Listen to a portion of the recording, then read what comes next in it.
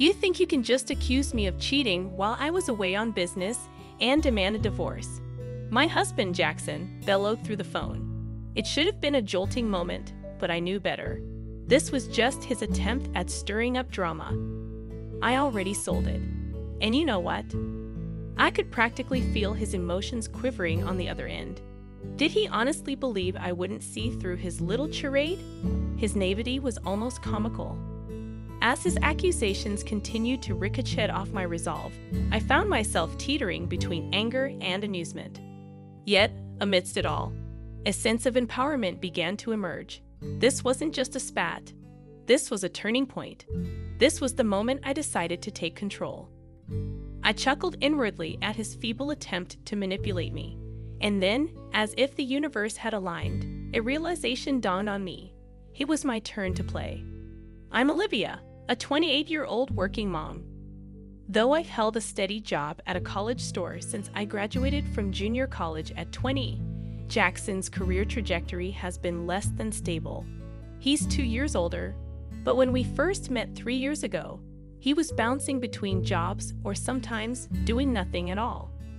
He proposed to me hastily, but I set a condition. He needed to secure a stable job. I wasn't about to embark on a marriage without considering our future. Okay, but there's a condition, I asserted firmly, watching Jackson's expression shift to one of concern. What is it? He asked cautiously. You need to find a stable job. Otherwise, marriage is out of the question. We need to think about our future. He attempted to brush it off with a casual remark. Oh, don't worry, you're working, so there's no rush, right? But my parents would be concerned if I married without a job. I'll find one before we tie the knot, he promised, sensing the seriousness in my tone. Reluctantly, Jackson embarked on his job search journey. Eventually, he secured an office position at a construction company, and we moved forward with our plans to wed. At the time, I saw Jackson as somewhat careless with money and work, but I believed our partnership could balance each other out. I thought I could guide him towards financial responsibility, and he would complement my strengths. Little did I know, our challenges were just beginning. About a year into our marriage, as we were exploring the idea of buying a house, Jackson revealed a troubling obstacle. I might not qualify for a loan, he confessed casually. I was taken aback. What do you mean? I pressed for an explanation. He shrugged. Because I haven't been at my job long enough, I might need a guarantor for the loan. The only option would be my dad, but he's dealing with some serious gambling debts. He probably wouldn't be able to help. Why didn't you tell me this earlier? I was dumbfounded, especially with the contract and the real estate agent right in front of us. But Jackson, appearing unfazed, nonchalantly remarked, If we put the house in your name, it'll be fine, right? You've been at your job forever, so you can secure the loan. We'll both contribute to paying it off. It's just a formality. That's beside the point. Why didn't you bring this up before? This is significant for me too. I'm not even prepared with the paperwork, I retorted, frustration bubbling beneath the surface. Though he offered an apology, his contrition felt superficial, lacking sincerity. Despite my urge to protest further, faced with the already arranged contract and the presence of the agent, I decided against escalating the situation. Reluctantly, I hastily gathered the necessary documents, such as my income statement, for the loan application, and impulsively finalized the purchase under my name. Doubt not at me. Could I truly envision a future with this man? Perhaps I should have simply asserted, then we won't proceed, instead of hastily preparing the paperwork. My anxiety heightened with the looming issue of my in-laws. The other day, I had a conversation with Dad, Jackson began. He mentioned he might lose the house due to the debt I mentioned earlier, so he's considering moving in with us. Is that all right? What? Why would you even entertain that idea? I reacted swiftly, but Jackson merely shrugged it off. Well, he's facing difficulties. My brother is single, but he's working abroad. I'm the only one Dad can turn to. Shouldn't we seriously discuss this? Maybe he can stay temporarily until he finds a place, but committing to living with us permanently is a major decision. Jackson scowled. You just don't want him to stay, do you? If he moves in, we can divide the living expenses. You're always going on about money. You mean the money you never contribute? You promised we'd split the mortgage, but it's only coming out of my paycheck. You haven't given your share. In marriage, finances are shared. It's not just your money, it's ours. It's deducted from your account because the house is in your name. Stop being so self-centered, I exclaimed, frustration evident in my tone. But Jackson simply muttered, I hate discussing money, before storming out of the room. Such disputes became a regular occurrence. Every time, Jackson would brush off my concerns and eventually retreat. No resolution was ever reached. However, Jackson wasn't entirely inactive regarding his family's predicament.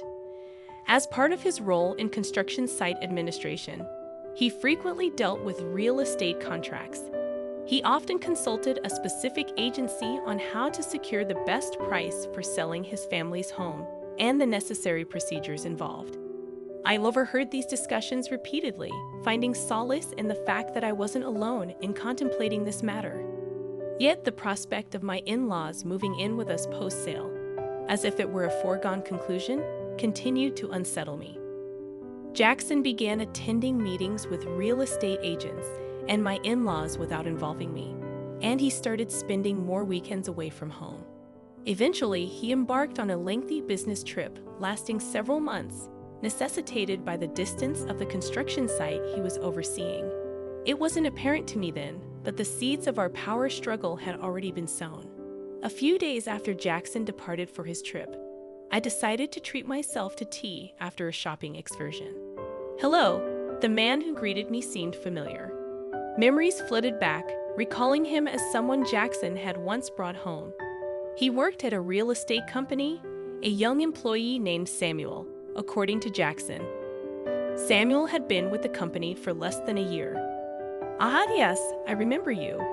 You visited our house before, right? Yes, I apologize for dropping by unannounced and even joining for a meal. My apologies. No need to worry. I should have been more welcoming. We ended up sharing tea together.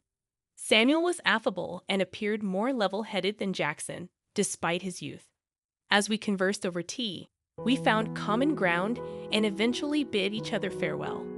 At that moment, I couldn't fathom that this brief encounter would later be twisted into an accusation of infidelity. Yet that's precisely what happened when Jackson confronted me. You've been cheating on me while I was away, haven't you? We're getting a divorce. Give the house to my parents and leave. Immediately. Jackson's accusation hit me like a sledgehammer. In that moment, I couldn't help but wonder if the rumors were true.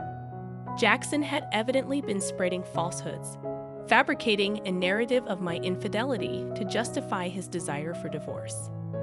And the bearer of this false tale was none other than Samuel, the man Jackson unjustly accused me of having an affair with. He showed up at my doorstep the day after our tea. I apologize for the sudden visit yesterday. Jackson asked me to reach out to you. Samuel confessed as he stood at my doorway.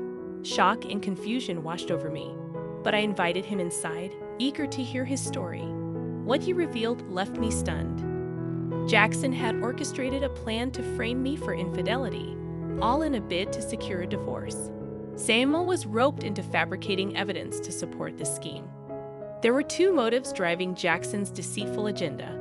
Firstly, he coveted our house, fearing the potential loss of his parents-in-law's property. Jackson saw cohabiting with his parents as the easiest solution, but my resistance to the idea led him to devise a plan to oust me and claim the property. Secondly, Jackson was involved in an affair of his own, spending weekends with his mistress while pretending to discuss matters with my parents-in-law. His infatuation with her led him to view me, his wife, as an impediment. By framing me for infidelity, he hoped to secure both the house and compensation in the divorce settlement.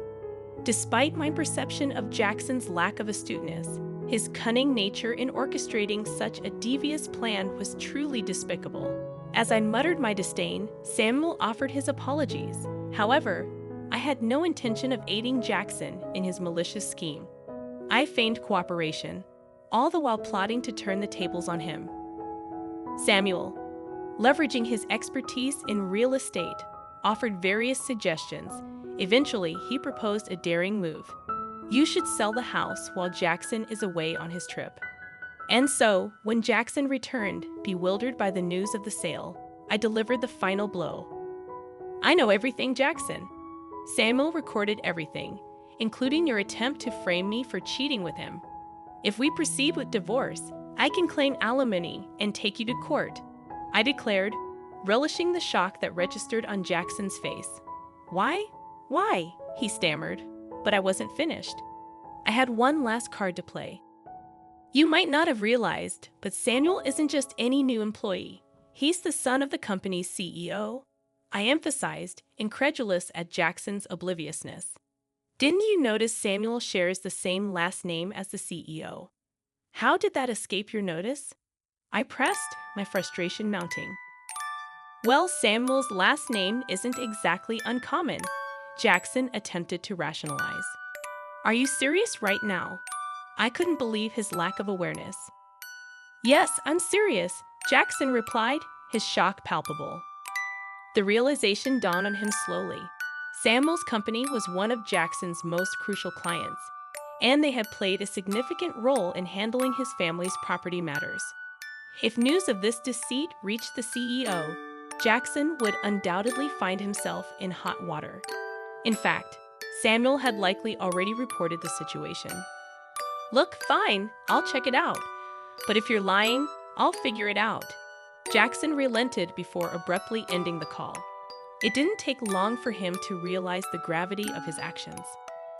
Subsequently, the real estate company owned by Samuel's father refused to engage in any business dealings with Jackson or offer him advice regarding his family property. With my house sold, Jackson had no option but to return to his family home following his business trip. Fortunately, Samuel had assisted me in finding an affordable apartment, so I encountered no difficulties. As I initiated the divorce proceedings, Jackson persisted in reaching out to me. I'm sorry, Olivia. Please forgive me, he pleaded. It's too late for apologies now. You tried to manipulate me using someone else. Why should I believe anything you say? I countered. Don't say that. After our divorce, you can be with that other woman, right? That's what you wanted, isn't it? He suggested, attempting to deflect blame. Yeah, she had someone else she liked and dumped me. What a sorry tale. But just because of that, don't expect me to change my mind and come running back to you. I muttered as I ended the call with a heavy sigh. Despite not disclosing my current address to him, in hopes of keeping him at bay, Jackson's incessant calls persisted. Each time he pleaded, please don't leave me, I'll change. I'll be a better husband. Yet I was weary of his hollow promises. Once the divorce is finalized, I'll delete his number, block him on WhatsApp, and sever ties completely. To make matters worse, even my mother-in-law reached out, begging, please, Olivia, we'll be lost without you. It's not me you wanted, it's the house, right? But there's no house left, I reminded her. It wasn't just about the house. We're not that heartless. Come back, and you'll understand, she implored. You wanted the money, didn't you? I shot back, frustration seeping into my voice. That's not true. You're being unfair. You attempted to coerce me into living with you, and when I refused, Jackson resorted to deceit to gain leverage in the divorce. I can't trust someone who resorts to such tactics, I asserted firmly. It's obvious you're only interested in money. I continued to rebuff their pleas. Then my father-in-law called, his tone dripping with arrogance. Isn't it your duty as a daughter-in-law to assist my wife a little? Are you seriously refusing? Isn't all of this a consequence of the debts you've accumulated? I countered, my resolve unwavering. In response, his voice on the phone grew so loud that it hurt my ears. You heartless woman. Abandoning your mother-in-law in her time of need and shifting blame onto her. I'll teach you a lesson, you wicked woman. With that, I ended the call, shaken but determined. Armed with the recorded audio, I sought counsel from my lawyer. As it transpired, my father-in-law's words constituted a threat. Armed with this evidence, I informed Jackson that I'd pursue legal action if he didn't agree to the divorce. In a panic, Jackson reluctantly consented to the divorce. Finally, I was free from the clutches of that outrageous family. After the divorce, Jackson's reputation at work suffered, leading to a loss of trust and diminished responsibilities. Additionally, the unresolved debt forced him to sell his family home at a steep discount.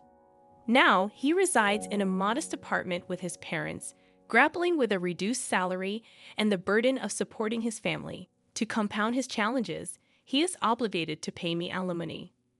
Learning about Jackson's struggles firsthand from Samuel, who remained a confidant, I discovered an opportunity to leverage my customer service skills from my previous role at a clothing store.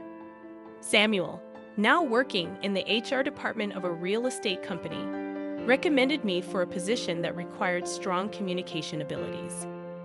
After careful consideration and discussions with Samuel, I accepted the offer and transitioned to the real estate company. Throughout this transition, Samuel and I maintained our close bond, which eventually blossomed into a romantic relationship. After a year of dating, we tied the knot, and I became the spouse of the future company president. Jackson likely never envisioned that the two individuals he attempted to falsely accuse of infidelity would ultimately find love and marry each other. Now surrounded by my supportive new family, including my in-laws, I look forward to building a beautiful life together with Samuel.